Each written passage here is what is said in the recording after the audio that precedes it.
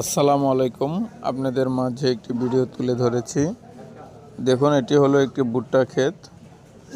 এখানে প্রচুর পরিমাণে ভুট্টা এসেছে। দেখুন আপনারা ক্ষেতটি দেখুন, ভুট্টা ক্ষেতটি কত বিশাল বড় আপনাদেরকে দেখাচ্ছি।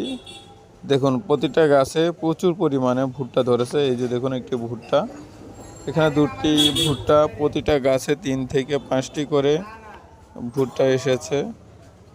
আপনারা ভিডিওটি দেখতে থাকুন। সবুজ শ্যামল দৃশ্য আপনাদের মাঝে তুলে ধরেছি।